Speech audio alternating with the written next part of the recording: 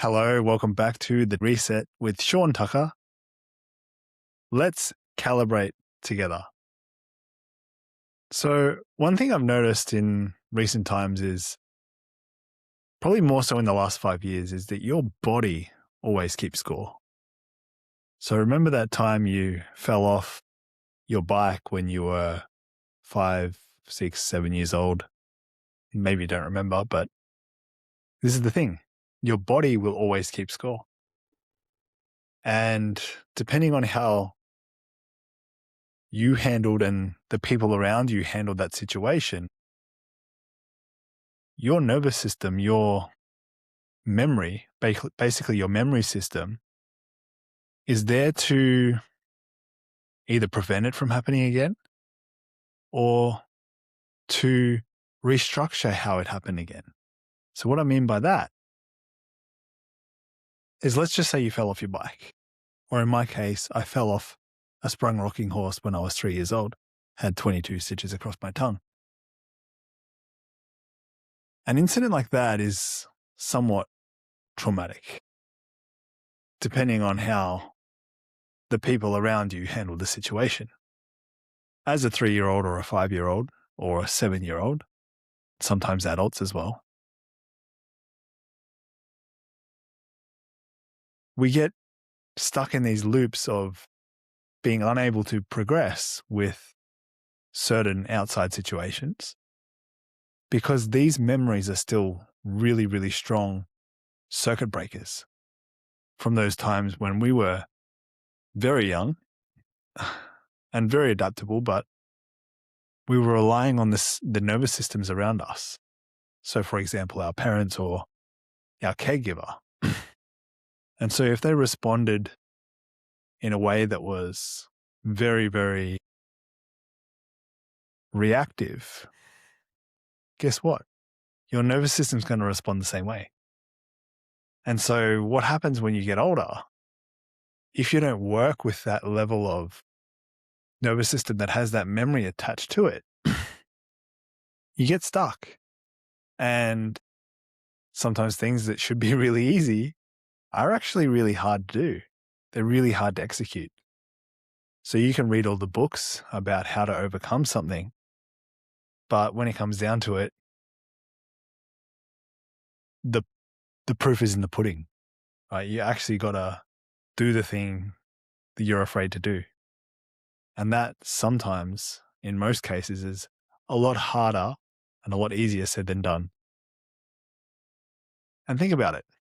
There's a lot of people who say they're going to do things, but not a lot of people actually act in accordance with what they say. And if you're a human being like myself and you believe someone's word because you value your own word, oftentimes you'll probably think that people are doing better than they really are. And this is the thing about the body always keeping score, is it doesn't lose track of its score. Maybe you in your head, in your mind, does. So when I think about losing weight, when I think about making progress in the gym, if you want to get stronger, if you want to get fitter or whatever it is, or if you just want to get better in your life, at business, in your health, in your relationships, whatever it is for you, there's always this notion that your body remembers what it remembers. It is always going to act and react the way that it's been taught. It's always going to fall to the level of its training. And so the thing I love so much about the coaching space is you can create environments where you can face your demons head on. And when I say your demons, what I'm really talking about is those memories that you have a story attached to. This is why I can't do A. This is why I can't do B. You know, my mum was such a terrible nurturer when she was bringing me up. My father was never there. Whatever it is, whatever that story that is true for you has happened in your life, that's what your body is remembering. That's what you're dealing with. You're dealing with that little kid inside you who wants to feel safe, who wants to actually experience and receive unconditional love. But it has a memory and has a pattern and a behavior. So it's actually trying to communicate to you through actions, through thoughts, through behaviors, through feelings, that it doesn't feel safe. That whatever reason, this environment right now is not allowing it to actually go ahead with the training or the execution, the action, so to speak. And this I see in countless ways hold so many people back, including myself. So when I think about it, when it comes to health and fitness, if I just say I'm going to stop eating chocolate, right? Chocolate is one of those foods that I just absolutely adore. I love it. And it was such a comfort food for me when I was younger.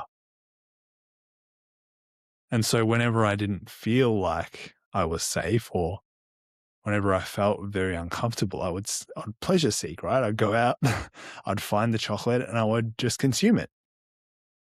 There was also bread and there was peanut butter, right? But I'm sure whatever that comfort food or pleasure is for you, you would have found it and you would have sought comfort in it. Maybe it's a video game.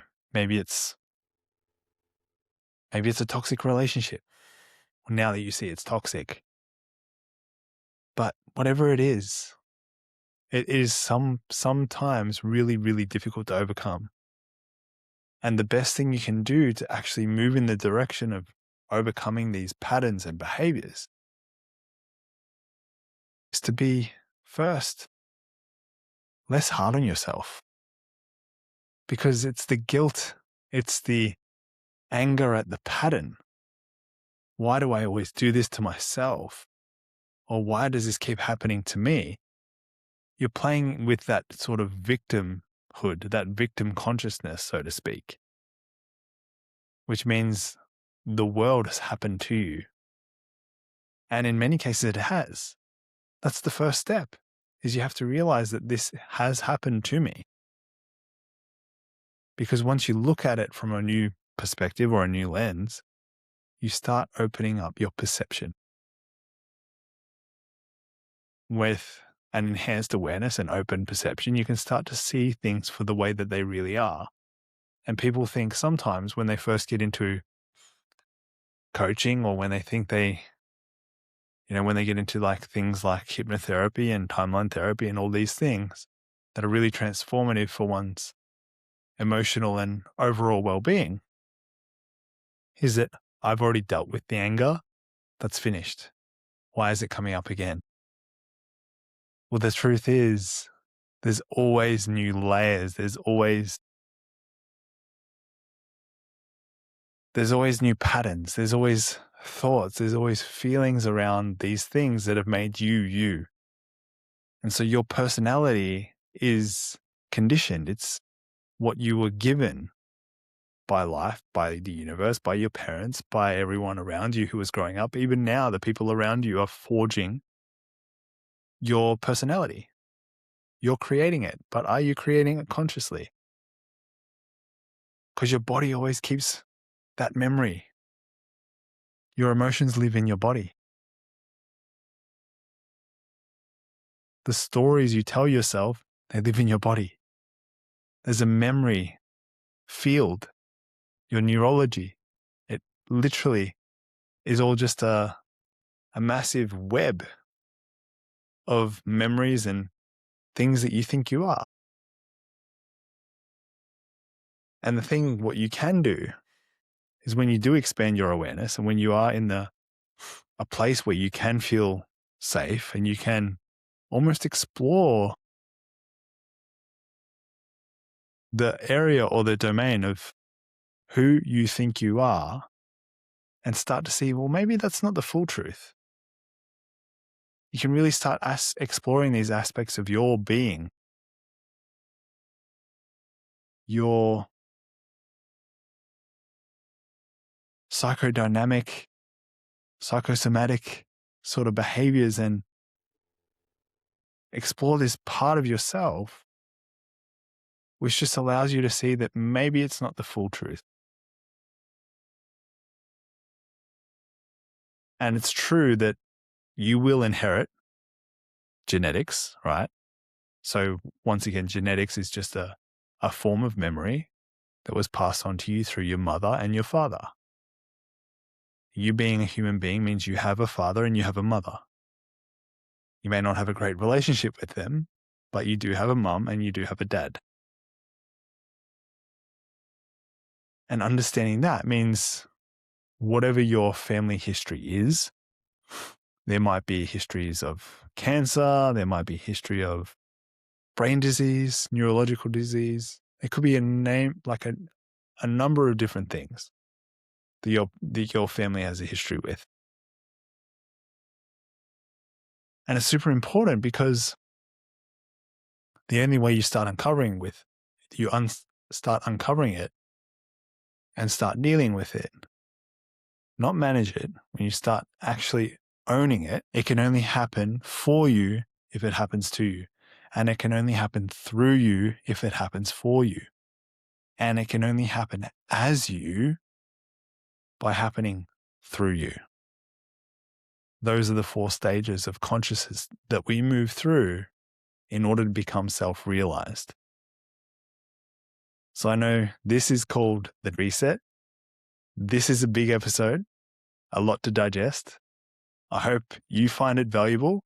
And look, if you found it valuable, I just ask you to share it with one person.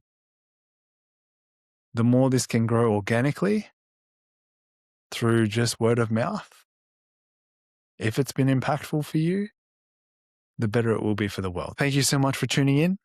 I look forward to seeing you in the next episode.